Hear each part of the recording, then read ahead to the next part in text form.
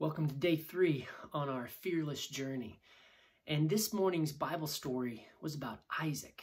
And it's not the famous story where Isaac is almost sacrificed on top of the mountain. This is when he's having trouble digging wells. He digs a well and people are fighting with him over the water. So he digs another one and people are fighting with him over the water.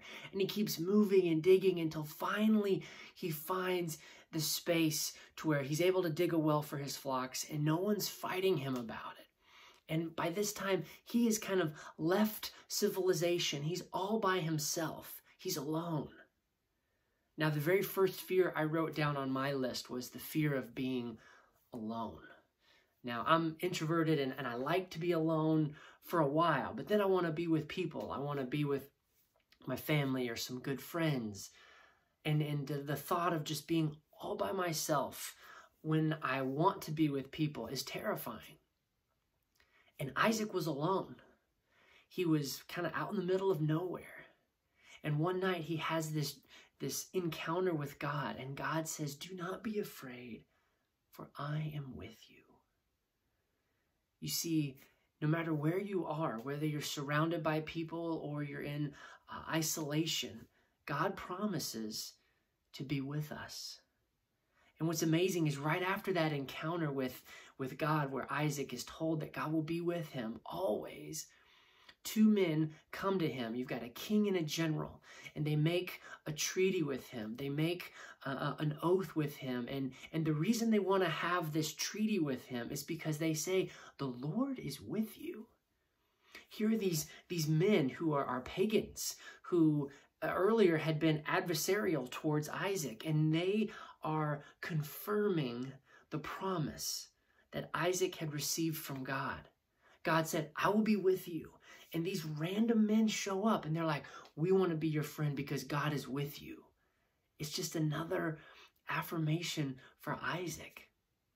And then right after that treaty, after they swear these oaths of allegiance and peace, the very next day, Isaac's men dig another well. And this well is filled with fresh water. And the crazy thing is they name this well Oath, or Promise Kept. And that well is next to the town of Beersheba.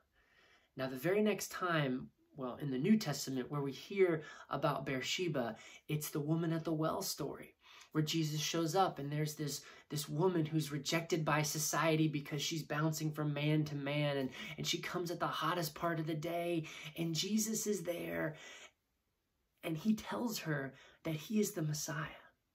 She's one of the very first people that he blatantly says, "I'm the Messiah."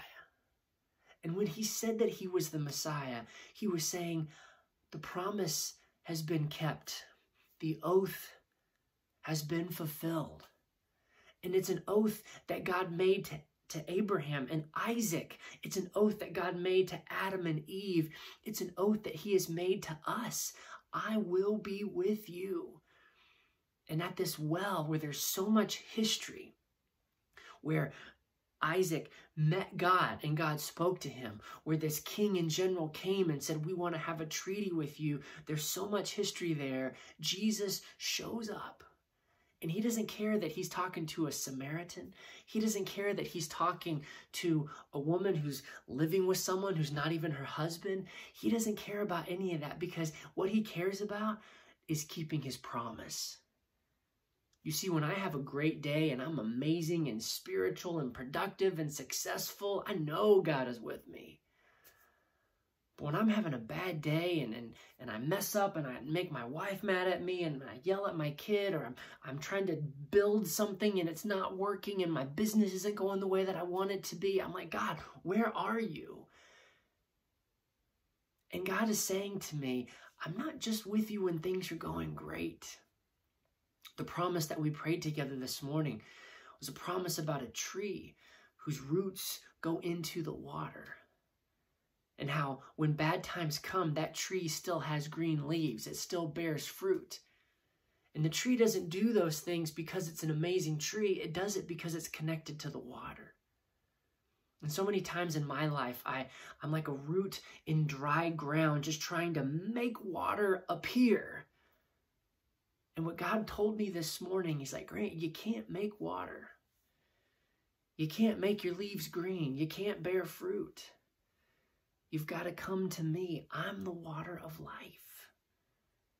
And that's just what Jesus told the woman at the well. He says, I am the water of life. If you drink from me, you'll never go thirsty again. And she thought, oh, that means I'll never want actual water again. And he's like, no, it's deeper than that. It means you'll finally find the thing you've been looking for.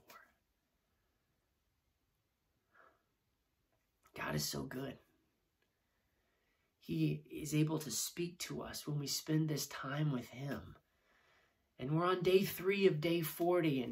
And I just want to encourage you to keep at it, because it's so easy to quit. But this time that we're spending with God, this time that we're taking him our fears, this time that we're praying these promises and reading these Bible stories, is when God is able to speak to us on an intimate way. This morning he told me, Grant, you're afraid of being alone. I will never leave you. He basically said, Grant, you can mark this fear off because you will never be alone. I will always be with you. You see, we can be fearless, not because we're tough or strong or rich or Americans or Christians or know the truth. We can be fearless because God has promised to always be with us, so that no matter what happens, we can look up and say, God's got this, and he's with me. And when we drink the promise, we will never thirst again. God bless you as you continue on this journey of fearlessness.